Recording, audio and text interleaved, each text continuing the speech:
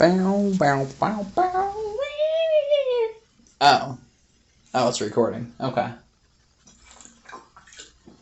Guess I gotta put my beer down, guys. Oh. Alright. Got another deck profile for y'all today. This is an oldie but a goodie. I wouldn't say exactly old. They resurfaced a while ago, but they're pretty good. I like to take advantage of them, and they do surprisingly well.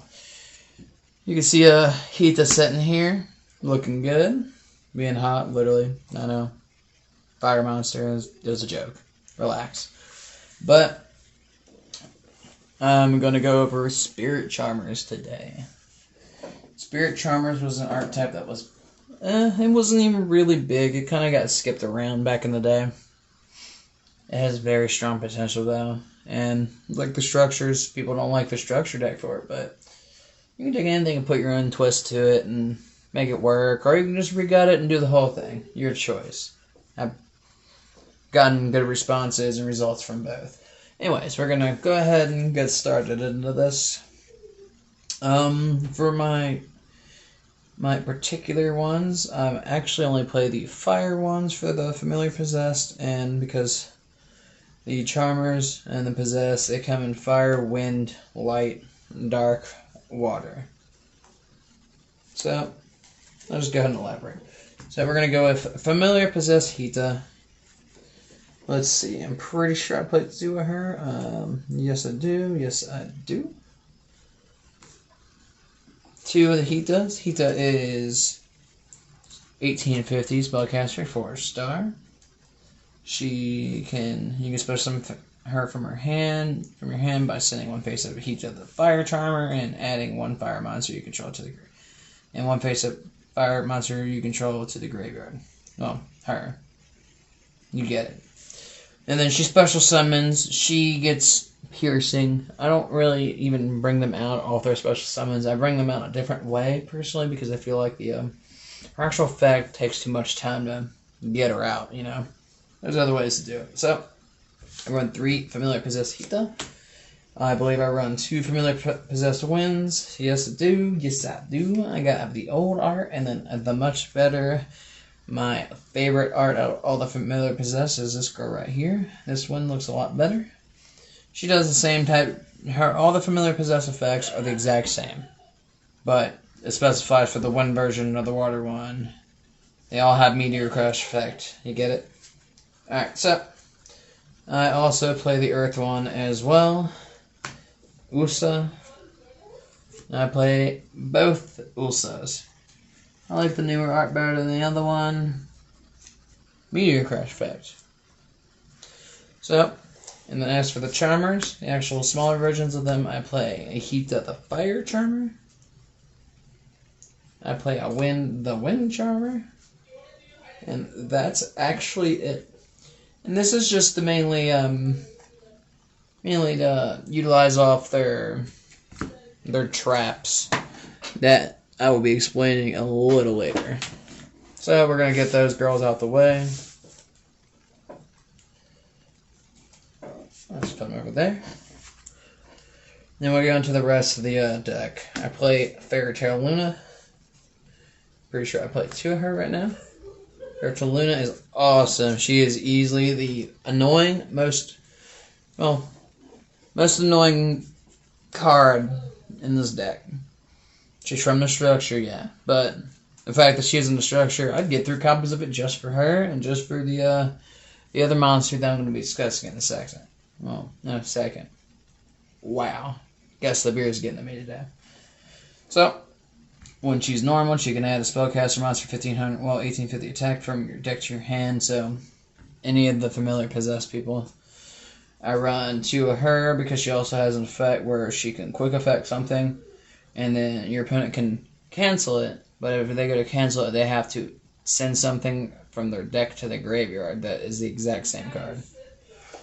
As for other Fairytale stuff, I run 1 Fairytale Sleeper because I can get the full effect, special on a monster from my hand. No requirement, just special on from my hand. And then the second effect, which is a quick effect, she can When your opponent activates a normal spell trap, she can tribute one other monster and then change the effect to change one face-up monster your opponent controls to face on offense.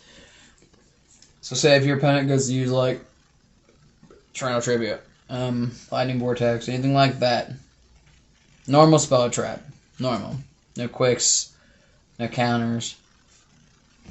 She can change the effect to flipping her face down. That's what you would want, because then you'd flip it back face up on your turn and get an additional summon. So, those are the only Fairy Tale monsters, I believe. Now, the other monster that is equally annoying is Fairy Tale Luna. It is a Witchcrafter Golem, Aruru, and then Dino Wrestler. Oh, I run 2 Witchcrafts.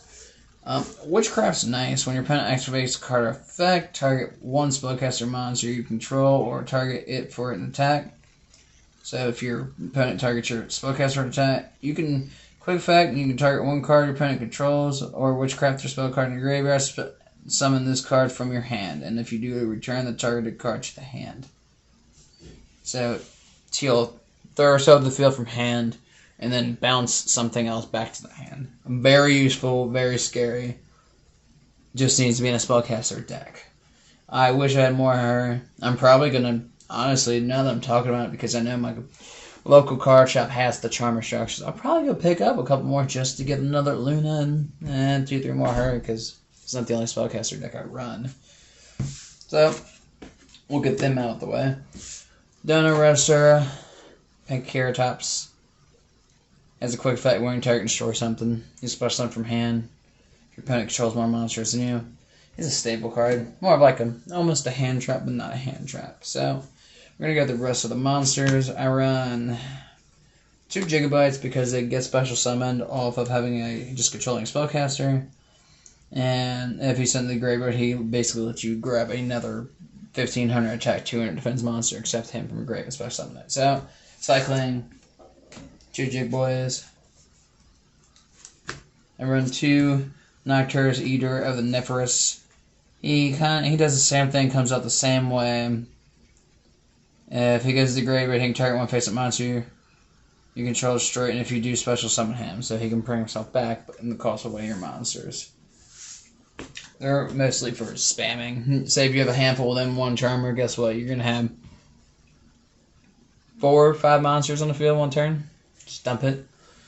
I run 2 Ine Fire. Ine Fire, same deal. Spellcaster. If he is face up on the field and destroyed by card effects in the grave, he special summons himself from the grave. Yeah. Comes back. Annoying. Spammy. And then 2 Ranrus. Ranrus does the same thing. And when he dies, he has the same effect as Jigbite. Same exact effect, word for word. It's literally like the same actual effect in the card, but Ranrus and Jigbite. Alright, so hand trap wise, I run 1 Ghost Ogre just for general disruption, 1 Effect Veiler for also general disruption, and 1 DD Crow for graveyard disruption. You never know when you have to. They got to try to monster born target something, and then you flip it over. You use DD Crow from hand, banish their target, so the monster born is. They can't take what they want. They got to pick something else, pretty much. All right, we're gonna go ahead and go into spells. This is the older style deck, so you can assume the spell's a little older, but 1 MST for back row destruction. 1 Twin Twister for back row destruction. Monster Reborn because it's Monster Reborn. Free monster. Dark Hole for board destruction. Terraforming for get a field zone card. You'll find out in a second. Lightning Vortex for face up. Monsters your opponent controls. Try to do some board destruction. 2 United We Stand because if you're spamming the field with Charmers and low pets, you're going to be able to at least benefit off using United We Stand because you're going to have a minimum of at least 2 people. But yeah. One Pod Duality, just to get that additional card. One Awakening of the Possessed. Monsters you control gain 300 attack for each different attribute you control, Charmer, Familiar, Possessed. So it's a field boost.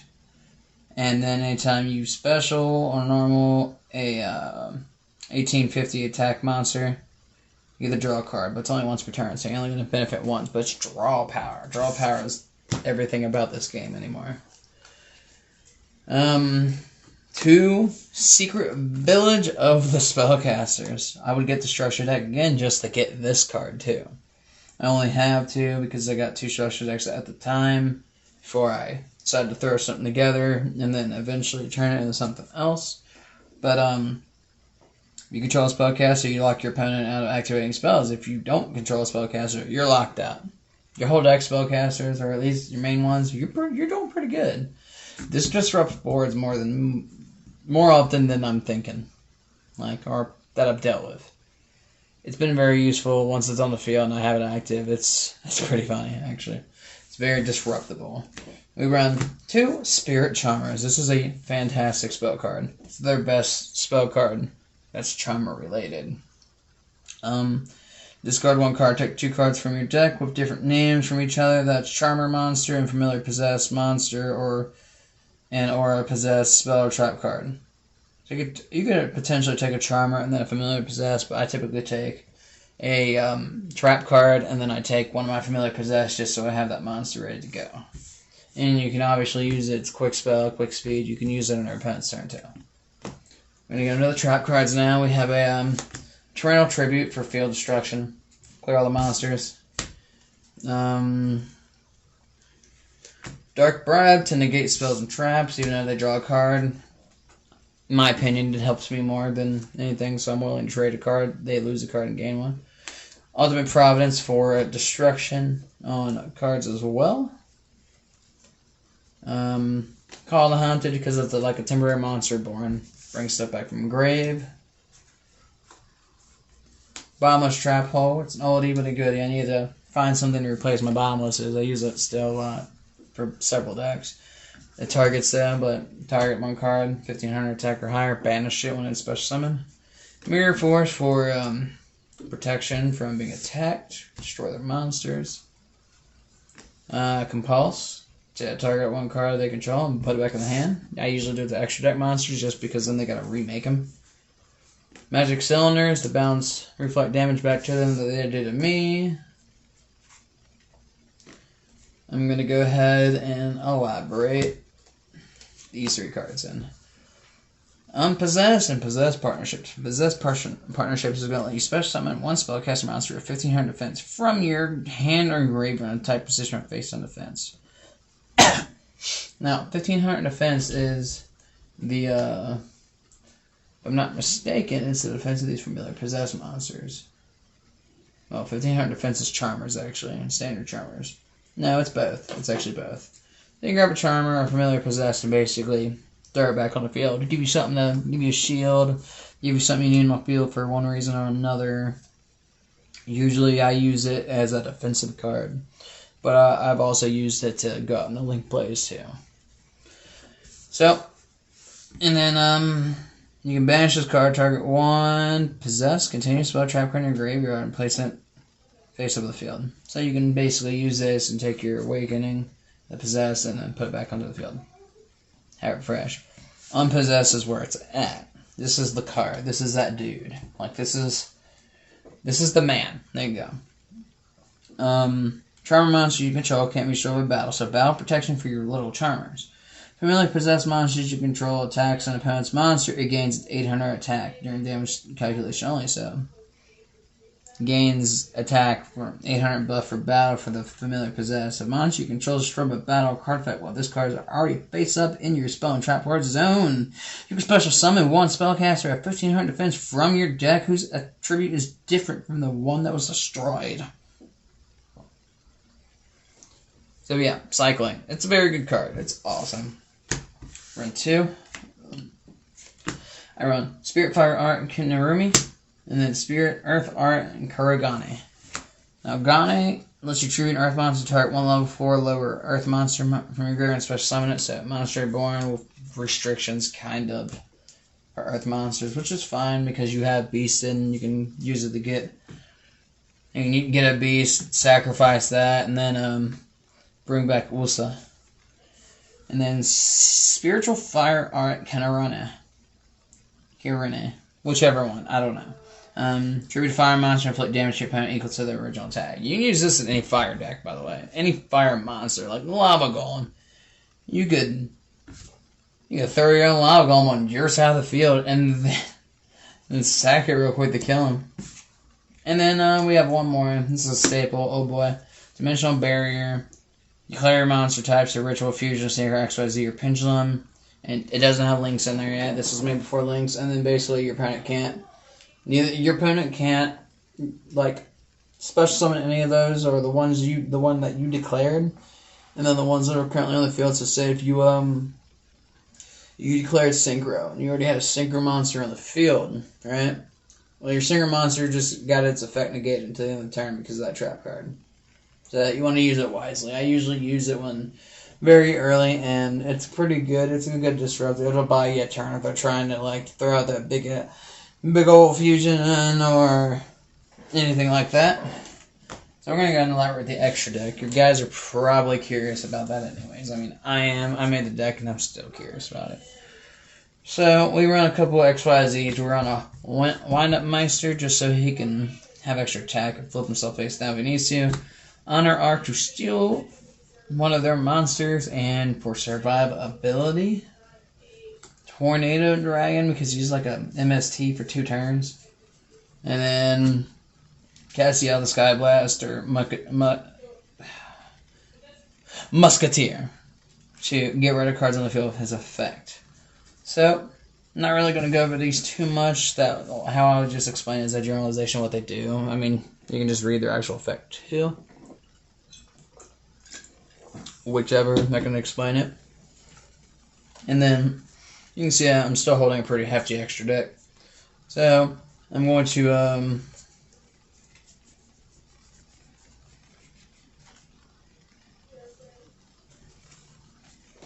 he's not even supposed to be in there. I'm going to go ahead and elaborate my late monsters. Also, the Earth Charmer mobile, she basically lets you steal Earth monsters from your opponent's graveyard and put it in the zone she points to. Lena, the Light Charmer, Lustrous. I actually run 2 of her. There she is. I wish if this was a secret rare, well, not the secret rare, but the Starlight rare one, then it'd be framed hanging on the wall because that one's worth so much money now. She does the same thing that Wilsa does, but pretty much a light monster, so she steals light monsters. And then we run a little bit of the Nightmare package, so Nightmare package-wise, we're running a Nightmare Phoenix, which if you've seen my other videos is like an MSC, but you gotta discard for it. A Nightmare Griffin for field disruption, bouncing something back into the deck. And then I'm going to go ahead and move these out of the way. I actually have a couple more to lay down for you. We're going to start going into the bigger boys. I'm going to decode Talker just to load him up and to get his quick effect. He scales attack. He can tribute something, negate activations and whatnot. He's very nice. And then I run a Topologic Tresbonia. 2 effect monsters, link 3. Banish the stuff that he's pointed to, basically. If you're trying to, like, you just special summon in one of your zones that he has pointed, and then banish the guy you special summon, and then the card that he's pointing to towards your opponent in the zone. Transcode Talker, because I use him to get back Transbania to the field and then give them additional protection. Here comes the beef. Firewall Dragon, just to be overall annoying, and then he has that quick effect that I can capitalize on just so much. Apostasia, Bow of the Goddess for a negate and scaled attack. And then if they even have a Dragoon, we're going to have to throw down the final thing. And I've used this to get rid of Dragoon a bunch of times. Underworld Goddess of the Closed World. A.K.A. one of the many dragoon killers I know of. But I'm going to go ahead and elaborate her. She requires a hefty 4 effect monsters. And then in her effect, she states that she can... You need 4 of your monsters, and then you can do 1 of your opponents.